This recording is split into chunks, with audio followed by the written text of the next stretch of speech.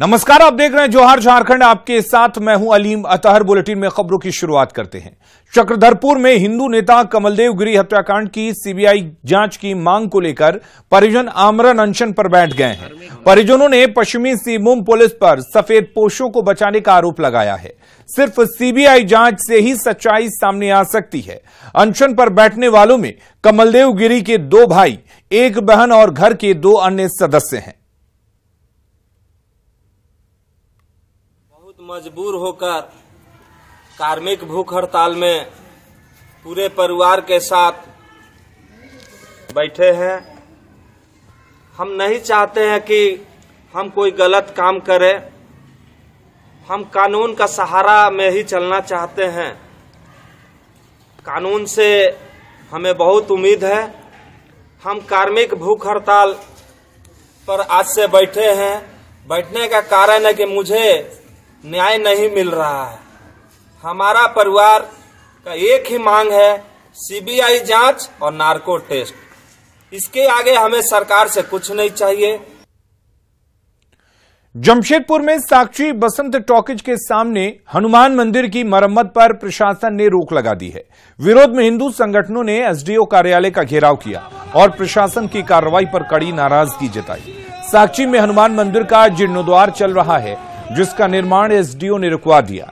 हिंदू संगठनों ने जमशेदपुर पूर्वी के विधायक पर बाधा डालने और राजनीति करने का आरोप लगाया है। पावर का इस्तेमाल करते हुए एक नए निर्वाचित विधायक के द्वारा सभी जगह पे हस्तक्षेप किया जा रहा है। उसी कड़ी का एक अध्याय है मंदिर का निर्माण रुकना। हिंदू धर्म का मंदिर जो विगत 65-60 साल से वहां बना हुआ है, अगर हम उसका निर्माण नहीं कर रहे हैं, हम उसका पुनरुद्धार कर रहे हैं। जब हम उसका पुनरुद्धार कर रहे हैं तो उसमें प्रशासन को आपत्ति काहे होगा। एसडीओ साहब से पूछना चाहते हैं कि किसके प्रभाव में और किसके दबाव में आकर के आप काम कर रहे हैं। उस मंदिर से किनको तकलीफ है? आज वो बजरंगबली का भगवान का मंदिर बन जाए, इससे किसको तकलीफ है? वो सार्वजनिक नाम सार्वजनिक करे ताकि हम लोग उनसे जाके बात करें कि आपको क्या तकलीफ हो मंदिर बनने से। हम लोग पूछने आए कि टाटा स्टील को अगर दिक्कत है, हम टाटा स्टील से बात करेंगे। क्या टाटा स्टील हिंदू विरोधी है? हजारीबाग के लोहंडी पैक्स में करोड़ों रुपए के घोटाले की आशंका जताई जा रही है। इस सिलसिले में इचाक थाने में पैक्स के अध्यक्ष अंकित भारद्वाज और प्रबंधक सुरेश मेहता पर एफआईआर दर्ज कर ली गई है। दरअसल लोहंडी पैक्स ने 6209 क्विंटल धान झुमरा के तृप्ति राइस मिल को उपलब्ध नहीं कराया था। प्रति क्विंटल 2050 रुपए की दर से इस धान की कीमत करीब 1,27,29,000 होती है। हालांकि लोहंडी पैक्स प्रबंधन ने इसमें से 3 लाख रुपए तो झारखंड खाद्य निगम के खाते में जमा करा दिया, पर अभी भी 1,24,29,000 रुपए बकाया है। ये रकम जमा कराने पर दोनों आरोपियों को कोर्ट से क्लीन चिट मिल सकती है। विभाग पर लोहंडी पैक्स का पैसा करोड़ों रुपया बकाया है। कमीशन, भाड़ा और लेबर चार्ज ये सब बकाया है। मैं इसमें कहना चाहता हूं कि जो मेरा विभाग पर है वो पैसा जो लोहंडी पैक्स पर जो राशि गिराया गया है उस पर वो समायोजन किया जाए। बाकी शेष राशि जो बचता है मैं पैक्स जो सो देने के लिए तैयार है। कुछ पैक्स थे, उसमें से 3 या 4 पैक्स थे जिन्होंने अभी तक पूरा धान नहीं दे पाया। कुछ मात्रा बचा हुआ है, तो कुछ पैक्सों से रिकवरी भी की गई है राशि, और कुछ पैक्सों के द्वारा रिकवरी नहीं होने के कारण उस पर हम लोगों ने प्राथमिकी दर्ज की। उसमें से जो प्राथमिकी दर्ज की गई है वो राशि जमा भी कर रहे हैं, और जैसे वो पूरा राशि जमा करेंगे फिर अपना कोर्ट से वो अपना बरी होंगे। कांग्रेस ने रामगढ़ में भारत जोड़ो यात्रा निकाली। इस यात्रा में कांग्रेस के प्रदेश अध्यक्ष राजेश ठाकुर और वित्त मंत्री रामेश्वर उरांव के साथ साथ रामगढ़ विधायक ममता देवी और कार्यकारी अध्यक्ष शहजादा अनवर शामिल हुए। यात्रा की शुरुआत रामगढ़ के पटेल चौक पर सरदार पटेल की प्रतिमा पर माल्यार्पण करने के साथ हुई। इस दौरान प्रदेश अध्यक्ष ने कहा कि पार्टी की ओर से भारत को जोड़ने के साथ ही नफरत और बेरोजगारी दूर करने के लिए यात्रा निकाली जा रही है। वहीं रामेश्वर उरांव ने इसे जन जागरण अभियान करार दिया। निश्चित रूप से ये जन जागरण का एक तरीका हमारा है। राहुल गांधी जी भारत जोड़ो यात्रा किससे जोड़ने के लिए? लोगों से जोड़ने के लिए पार्टी, लोगों को जोड़ने का तरीका है। लोगों को जोड़ रहे हैं हम लोग। तो निश्चित रूप से लोग जुड़ेंगे हमसे, कांग्रेस से जुड़ेंगे और इसका फायदा आने वाले समय में पार्टी को मिलेगा। आदरणीय राहुल गांधी जी ने ये संकल्प लिया है कि जो चरम पर नफरत है, जो चरम पर महंगाई है, जो चरम पर बेरोजगारी है, उसको खत्म करने के लिए हमें जिसके कारण घरों का रिश्ता टूट रहा है, समाज टूट रहा है नफरत की वजह से, उन सारी चीजों को खत्म करने के लिए वो यात्रा पे निकले हैं। इसका कोई बहुत राजनीतिक मकसद नहीं है। झारखंड के वित्त मंत्री रामेश्वर उरांव ने कहा कि 1932 की खतियान का मुद्दा झारखंड वासियों के सेंटिमेंट से जुड़ा है। रामगढ़ में मीडिया से बात करते हुए उन्होंने कहा कि ये झारखंड वासियों की पहचान का मामला है और इसका फायदा हर हाल में झारखंड वासियों को मिलेगा। असर तो बहुत है, ये लोगों का सेंटिमेंट था। हम लोग बोलते रहते थे कि जब आएंगे तो हम स्थानीय नीति बदलेंगे, पुरानी सरकार की जो स्थानीय नीति है उचित नहीं है ना। तो उसमें था कि पहले से लोग कहते थे, खास करके जो झारखंड आंदोलन से जुड़े हुए थे, 32 से खतियान झारखंड की पहचान। तो ये जो है झारखंड की पहचान का सवाल है, झारखंड के सेंटिमेंट का, लोगों के सेंटिमेंट का सवाल है, निश्चित रूप से फायदा होगा। रांची के जीरी में 31 एकड़ इलाके में फैले कचरे का पहाड़ जल्द साफ होने जा रहा है। झारखंड सरकार ने कचरे की सफाई के लिए 136 करोड़ रुपए का प्रोजेक्ट पास किया है। इस रकम से इस कचरे को वैज्ञानिक तरीके से ठिकाना लगाया जाएगा। गौरतलब है कि झीरी के ग्रामीण लंबे समय से कचरे की सफाई की मांग करते रहे हैं। ज्यादा जानकारी दे रहे हैं न्यूज 18 संवाददाता अविनाश कुमार। रातू के झीरी में रहने वाले लोगों के लिए एक अच्छी खबर है, अब उन्हें बदबू से निजात मिल जाएगी। जी हाँ, वही बदबू जो ऐसे कचरे के पहाड़ से उनके घर तक पहुंचती है। ये वही इलाका है, झीरी का इलाका है। 31 एकड़ में ये इलाका फैला हुआ है और आपको जानकर हैरानी होगी कि पूरे रांची शहर का जितना भी कचरा है, खासकर अगर हम रांची नगर निगम के द्वारा जिसका उठाव किया जाता है, और ऐसे जो ट्रैक्टर आप देख रहे हैं अंदर जाते हुए, उन सारे ट्रैक्टर पर सिर्फ कचरा ही लोड रहता है। उसे अब निष्पादित करने की प्रक्रिया शुरू होने जा रही है। झारखंड की हेमंत सोरेन सरकार ने 136 करोड़ रुपए खर्च कर वैज्ञानिक तरीके से ऐसे कचरे का निष्पादन करने का निर्णय लिया है। लंबे समय से ये कहा जा रहा था कि यहाँ जो कचरा इकट्ठा किया जा रहा है और उसको लेकर जो परेशानी हो रही है इस इलाके में रहने वाले लोगों के लिए, वो बार बार शिकायत जा रही थी और इसके बाद इस तरह का निर्णय लिया गया है। अगले कुछ महीने के बाद यहाँ ये कचरा का जो पहाड़ और अंबार आप देख रहे हैं संभवतः देखने को नहीं मिलेगा और इस इलाके में जितने भी लोग इस वक्त रह रहे हैं उन्हें बदबू से जरूर छुटकारा मिल जाएगा। न्यूज 18 के लिए अविनाश कुमार, रांची। रामगढ़ के नवाडीह में हाथियों के उत्पात से ग्रामीण परेशान है। हाथियों के झुंड ने खेत में लगे धान की फसल को रौंद डाला है और सब्जी की फसल भी तहस नहस कर डाली। हाथियों के आतंक की वजह से खौफजदा ग्रामीण रत जगह करने को मजबूर है। हाथियों का झुंड सुबह 4 बजे रजरप्पा थाना क्षेत्र के नवाडीह में घुसा और उत्पात मचाने लगा। फिलहाल वन विभाग मौके पर पहुंचकर हाथियों को भगाने के प्रयास में लगा हुआ है।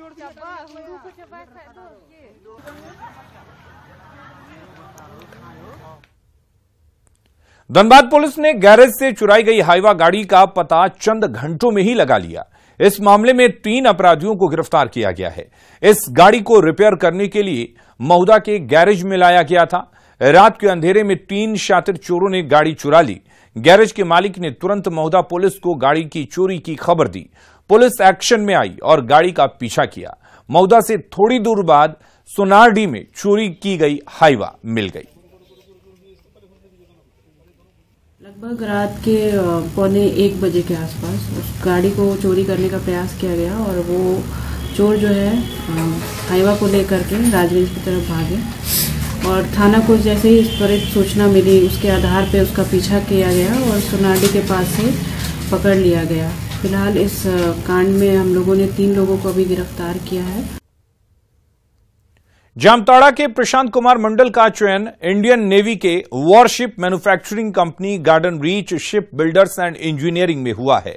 प्रशांत फतेहपुर प्रखंड के फतेहपुर बाजार के निवासी हैं। कुल 20,000 प्रतिभागियों में से 5 पद के लिए प्रशांत के अलावे झारखंड के एक और कैंडिडेट का चयन हुआ है। प्रशांत की सफलता से पूरे परिवार में खुशी का माहौल है। कोलकाता में आयोजित भव्य समारोह में उसे नियुक्ति पत्र सौंपा गया। वहीं प्रशांत का चयन मुंबई के भाभा एटॉमिक सेंटर और न्यूक्लियर पावर कॉर्पोरेशन राउरकेला के लिए भी हुआ है। और मैंने सुपरवाइजर पोस्ट पे रक्षा मंत्रालय के अंदर एक ऑर्गेनाइजेशन है garden reach ship builder limited, उसमें मेरा चयन सुपरवाइजर पोस्ट पे हुआ है। इस पोस्ट में टोटल 20,000 लोगों ने फॉर्म अप्लाई किया था, जिसमें टोटल 5 लोग हम लोग को चयन हुआ है, जिसमें से 2 हम झारखंड से हैं, 2 बिहार से हैं, 1 यूपी सिलेक्शन हुआ है। कामयाबी की सीढ़ी चढ़ी है और इसमें मेरा बेटा भी बहुत ज्यादा मेहनत किया है। माँ बाप का तो फर्ज है उसका पूर्ति करना, लेकिन एक्चुअली में मेरा बेटा बहुत ही पढ़ने में बहुत ही मेहनत किया है। परमवीर अल्बर्ट एक्का की शहादत दिवस है। आज ही के साल 1971 में भारत पाकिस्तान युद्ध में वे वीर गति को प्राप्त हुए थे। शहादत दिवस के मौके पर गुमला में उनके पैतृक गांव जारी में प्रशासन की ओर से श्रद्धांजलि सभा का आयोजन किया गया। इस मौके पर जवानों ने शहीद को सलामी दी। जिला मुख्यालय में शहीद की आदमकद प्रतिमा पर माल्यार्पण के बाद बीजेपी नेता डॉक्टर अरुण उरांव ने परमवीर अल्बर्ट एक्का को नमन किया। साथ ही पीएम के मार्गदर्शन में शहीद के गांव की तकदीर बदलने का भरोसा जताया। गुमला जिला के लिए हमारे महान सपूत परमवीर अल्बर्ट एक्का जी का जो गांव है, उस गांव में बार बार हर कोई नेता जाके घोषणाएं तो करता रहा है, लेकिन वो देखने को नहीं मिला जो हम सब उम्मीद करते हैं। मुझे भरोसा है कि इस गांव की भी किस्मत जगेगी और जो प्रेरणा पूरी देश में हर एक देशभक्त लेता है, तो उनके गांव में शुरुआत होगी और गांव में कम से कम ये पहचान उनकी बनेगी, ये मैं उम्मीद करता हूं। विश्व दिव्यांगजन दिवस के मौके पर बोकारो स्टील प्लांट के सीएसआर विभाग ने बोकारो और आसपास के रहने वाले 262 दिव्यांगजनों के बीच अलग अलग उपकरण का वितरण किया। बोकारो के सेक्टर 5 स्थित आशा लता दिव्यांग केंद्र में इस कार्यक्रम का आयोजन किया गया था। उपकरण पाकर दिव्यांग काफी खुश नजर आए और कहा कि उपकरण मिलने से उनकी जिंदगी थोड़ी आसान हो जाएगी। वहीं बोकारो स्टील के निदेशक प्रभारी ने कहा कि सीएसआर के जरिए ज्यादा से ज्यादा लोगों को उपकरण बांटने की कोशिश की जा रही है। उनको मैं तहे दिल से प्रणाम करती हूँ और बहुत उनका आभार प्रकट करती हूँ कि जो मुझे कठिनाइयाँ थी, जो अब मुझे इस यंत्र को पाने से वो कठिनाइयाँ दूर हो जाएगी। ये सब जैसे इन सब डिवाइस का तो कॉस्ट भी काफी ज्यादा है, इस वजह से काफी सारा ऐसा प्रॉब्लम होता है, काफी लोग कि वो ले नहीं पाते, तो ऐसा इन फ्यूचर भी ऐसा होना चाहिए। तो ऐसे में एक छोटा ही सही, लेकिन जो प्रयास और जो मदद हम लोग के माध्यम से या संस्था के माध्यम से आज दी गई है, उससे उनके चेहरे पे जो खुशी मिलती है, उसको देख के हम लोग को बहुत अच्छा सुखद अनुभूति होती है और बहुत कृतार्थ हम लोग महसूस करते हैं कि आज हम लोग को ये अवसर मिला कि हम लोग इस कार्यक्रम में उपस्थित हुए, लोगों से जुड़ पाए और एक हम लोग लेसन लेके जाते हैं कि किस प्रकार इस प्रयास को और अग्रसर होकर हम लोग युद्ध स्तर पर सभी जगह। आपने पूछा कितना सुखद अनुभव होता है, मैं ये कहूँगा सुख, असली सुख तब दिखता है जब आंख में आंसू आ जाते हैं। तो आज हम लोग सभी की आंखों में आंसू हैं, इतना खुशी का पल है हमारे लिए जब इनकी जिंदगी से हम जुड़ पा रहे हैं। धनबाद में जीवन ज्योति दिव्यांग संस्था ने विश्व दिव्यांग दिवस के मौके पर दिव्यांग रैली का आयोजन किया। रैली को डीसी ने हरी झंडी दिखाकर रवाना किया। इस दौरान डीसी ने सभी दिव्यांगजनों को आत्मनिर्भर बनने की प्रेरणा दी। उन्होंने कहा कि खुद को दूसरों से किसी हालत में अलग या कम ना समझें।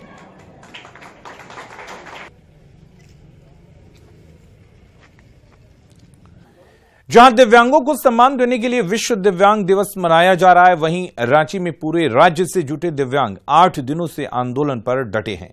बुनियादी सुविधा से वंचित ये लोग बार बार राज्यपाल से लेकर मुख्यमंत्री का दरवाजा खटखटा रहे हैं, लेकिन कोई सुनने वाला तक नहीं है। आंदोलन में डटे दिव्यांगों की अपनी परेशानी है। सड़क पर उतरे आंदोलनकारियों ने सरकार पर चुनावी वादे से पीछे हटने का आरोप लगाया है।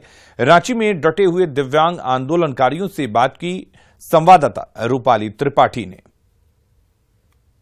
जहां आज देश भर में विश्व दिव्यांग दिवस मनाया जा रहा है, वहीं झारखंड के जो दिव्यांग है वो अपनी मांगों को लेकर गवर्नर हाउस के बाहर घंटों से बैठे हैं। 8 दिन से ये आंदोलन जारी है, जहां पर कुल 150 भी यहाँ पर जो दिव्यांग है वो इकट्ठा हुए हैं। पूरे राज्य में कुल 24 जिलों से दिव्यांग यहाँ पर इकट्ठा हुए अपनी मांगों को लेकर। क्या हुआ, क्या परेशानी? मैं सिद्धू कानू मुर्मू विश्वविद्यालय दुमका में पढ़ा रहा था और वहां से मुझे हटा दिया गया। जब मैं महामहिम राज्यपाल महोदय श्री रमेश बैस से भेंट किया था तो इन्होंने आदेश दिए थे कि इसे पैसा दिया जाए। मुझे पैसा नहीं मिल रहा था, इसलिए मैंने उनसे शिकायत किया था और इस शिकायत का परिणाम यह हुआ कि मुझे वहां से हटा दिया गया। मैम, झारखंड में आपको कैसी परेशानी है? अपनी परेशानी सबसे पहले बच्चों की एजुकेशन, यहाँ का स्टैंडर्ड बहुत ज्यादा लो है, कोई फैसिलिटीज नहीं है। अगर हम बच्चों के लिए कोई कोर्स करना चाहें तो उसके लिए भी कोई फैसिलिटीज नहीं है कि हम बच्चों को कुछ अपने पैरों पर खड़ा कर सकें, तो उसके लिए बहुत सारी प्रॉब्लम्स है। झारखंड के दिव्यांगजनों को ठगा गया है माननीय हेमंत सोरेन के द्वारा। उनका चुनावी घोषणा था कि हमारी सरकार आएगी तो हम दिव्यांगजनों को 2500 रुपया करेंगे, अभी तक नहीं किया गया है। दूसरी बात है, हमारे यहाँ राजनीतिक आयुक्त की बहाली नहीं की गई थी। जब हम लोग धरने पे बैठे तो एक IAS ऑफिसर को बिठा दिया गया जिनका 3-3 पद है। अब बताइए कि हमको स्वतंत्र अति चाहिए राजनीतिक आयुक्त। जो व्यक्ति पहले से 2 पद पे स्थापित है तो हमारे लिए कैसे कार्यरत रहेंगे? 150 से ज्यादा दिव्यांग इकट्ठा हुए हैं। वहीं राज्य भर में हजारों ऐसे दिव्यांग हैं जो अपनी पीड़ा लेकर लगातार सरकार से अनुरोध कर रहे हैं कि इनको भी जगह मिले, इनकी भी इतनी मांगे हैं वो पूरी कर दिया जाए। लेकिन सरकार की तरफ से केवल आश्वासन मिल पाया है फिलहाल। रूपाली त्रिपाठी, न्यूज़ 18, रांची। पाकुड़ के पचवाड़ा सेंट्रल कोल ब्लॉक में 7 साल बाद कोयले का खनन और परिवहन का काम शुरू हुआ। अमड़ापाड़ा ब्लॉक में माइनिंग क्षेत्र कठालडी गांव में दिलीप बिल्डकॉन और पंजाब स्टेट पावर कॉरपोरेशन के अधिकारियों ने विधिवत भूमि पूजन किया, जिसके बाद माइंस से लोडिंग का काम शुरू किया गया। डीबीएल के वाइस प्रेसिडेंट और माइंस इंचार्ज ने भूमि पूजन कर ग्राम प्रधानों के साथ कोयले से लदी डंपर को हरी झंडी दिखाकर रेलवे साइडिंग पाकुड़ के लिए रवाना किया।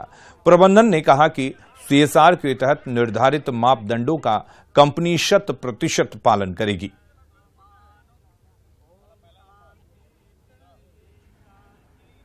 ट्रांसपोर्टिंग के लिए जितना भी वर्क है ऑलरेडी वो कंप्लीट हो गया है। 30 ईयर का प्रोजेक्ट है, पूरी इलाका के लिए बहुत बड़ा अचीवमेंट है। देवघर में इन दिनों बड़ी सौगात मिलने जा रही है, चाहे एम्स हो, एयरपोर्ट हो या फिर प्लास्टिक पार्क। अब देवघर को रिंग रोड की भी सौगात मिलने वाली है। केंद्रीय सड़क परिवहन और राजमार्ग मंत्रालय की ओर से रोड का टेंडर निकल गया है। ये रिंग रोड एयरपोर्ट एम्स होते हुए जसीडीह और बासुकीनाथ 4 लेन से कनेक्ट होगी। 2 दिसंबर को इसका टेंडर निकला है। 9 फरवरी तक टेंडर प्रक्रिया पूरी होगी। मार्च से रिंग रोड का काम शुरू होने की संभावना है। अधिक जानकारी दे रहे हैं देवघर संवाददाता मनीष दुबे। देवघर को इन दिनों कई बड़ी सौगात मिली है, जिसमें देवघर एयरपोर्ट, देवघर एम्स के साथ साथ प्लास्टिक पार्क भी शामिल है। इसके साथ साथ देवघर को रिंग रोड की सौगात मिल चुकी है। इसका टेंडर भी निकाला गया है। इस टेंडर को जो है फरवरी के माह में समाप्त करना है और मार्च से रिंग रोड का कार्य भी शुरू हो जाएगा। मार्च 2023 से ये कार्य शुरू होकर जल्द से जल्द इसे खत्म करने की भी बात कही गई है। रिंग रोड बन जाने से काफी सुविधा देवघर वासियों के साथ साथ यहाँ पर आने वाले यात्रियों और एम्स में इलाज कराने वाले मरीजों के लिए भी होगा। देवघर शहर का जो है ट्रैफिक लोड भी घटेगा, क्योंकि अभी जो हालात है देवघर के, वहाँ पे ट्रैफिक समस्या एक बड़ा मुद्दा बनते जा रहा है। देवघर एयरपोर्ट जाने की बात कहें, चाहे देवघर एम्स पहुंचने की बात करें, सभी जगहों पर भारी वाहनों के आवागमन के कारण जो है ट्रैफिक जाम आए दिन लगती है, जिससे परेशानी का भी सबब यात्रियों के साथ साथ यहाँ आने वाले मरीजों को भी होती है। और ring road, doctor Nishikant Dubey ने, ये गोड्डा सांसद निशिकांत दुबे ने अपने सोशल मीडिया से ये जानकारी दी है कि टेंडर निकाला जा चुका है रिंग रोड का। 1047 करोड़ से बनने वाला यह रिंग रोड 57 किलोमीटर का होगा, जिसमें कि 35 से 40 मीटर ये चौड़ा होगा। इसके साथ साथ रिंग रोड जो है देवघर के कर्णकोल से शुरुआत होगा। देवघर के कर्णकोल से होते हुए देवघर एयरपोर्ट पहुंचेगा और उसी देवघर एयरपोर्ट से सातर संग्राम लोहिया होते हुए ये सीधे देवघर के एम्स जो है, एम्स को कनेक्ट करते हुए वहां से डिगरिया पहाड़ होते हुए NH 333 से मिलेगा देवघर चकाई मुख्य मार्ग से। वहां से फिर सीधे निकल के मानिकपुर होते हुए देवघर के दर्दमारा पहुंचेगा, जो कि देवघर बिहार और झारखंड का वो बॉर्डर भी है, उसको कनेक्ट करते हुए उसी रास्ते से होते हुए ये हिंडोरावरण के पास पहुंचेगा। तो कुल लगभग 57 किलोमीटर का ये जो रिंग रोड बनाया जाएगा, इससे न सिर्फ ट्रैफिक का लोड घटेगा बल्कि सौंदर्यीकरण को लेकर जो देवघर में कार्य किए जा रहे हैं उस पर भी तेजी आएगी। तो ये रिंग रोड बन जाने से काफ़ी लोगों को सुविधा भी होगी। इसका टेंडर भी निकाला जा चुका है और जल्द ही इसका कार्य भी शुरू करके किया जाएगा। मनीष दुबे, न्यूज़ 18 देवघर। बोकारो में सरकारी स्कूलों के प्रति अभिभावकों और बच्चों में विश्वास जगाने की प्रशासनिक कोशिश जारी है। शिक्षा के उच्च स्तर को प्राप्त करने के मकसद से हर ब्लॉक के 2 स्कूलों को CBSE से जोड़ने की योजना बनाई गई है। इसके तहत चास के रामरुद्र +2 हाई स्कूल को CBSE की मान्यता मिली है। अब स्कूल के बच्चे 2024 में CBSE की बोर्ड परीक्षा में शामिल होंगे। सरकार का मानना है कि इससे स्कूल में छात्रों की संख्या बढ़ेगी, वहीं छात्रों को भी पहले से बेहतर शिक्षा मिल सकेगी। यहां हिंदी के साथ अंग्रेजी माध्यम से भी पढ़ाई होगी। वहीं पढ़ाई के साथ भवन से लेकर लैब तक हर सुविधा दुरुस्त होने की शुरुआत से छात्रों में खुशी दिख रही है। खुशी तो बहुत है सर कि राज्य का पहला एक सरकारी स्कूल है जो हमें CBSE की मान्यता मिली है, और अब जो भी मिडिल क्लास फैमिली से थे वो अब CBSE का लाभ उठा पाएंगे और हमारे सभी बच्चे पढ़ पाएंगे CBSE के फैसिलिटीज को। खुशी तो बहुत हुई है कि अब हम भी इंग्लिश और हिंदी का कोई मतलब ये नहीं होगा, अब हम भी इंग्लिश के दायरे पढ़ सकते हैं। ऐसा ही नहीं कि सरकारी स्कूल को सिर्फ हिंदी पढ़ाया जाएगा, बहुत हिंदी इंग्लिश दोनों से ही पढ़ाया जाएगा, तो फिर CBSE से कम नहीं रहेंगे हम भी। सरकार को मैं बस यही कहना चाहती हूँ कि हमें ये जो अपॉर्चुनिटी मिल रही है CBSE में पढ़ने का, जो कि मैंने कभी सोचा नहीं था, उसके लिए बहुत बहुत थैंकफुल हूँ। और मैं चाहती हूँ कि ऐसे ही हम लोग के एजुकेशन के लिए अच्छे अच्छे काम हो और हम लोग इससे अच्छे पढ़ पाए। पढ़ाई का स्तर तो बहुत सुधरेगा सर, अनुशासन भी बहुत सुधरेगा सर, वो तो है भी, लेकिन और भी इसमें बहुत सुधार होगा। अब पढ़ाई का स्तर तो सर बहुत ही अच्छा है और इसमें और भी बढ़ोतरी होगी।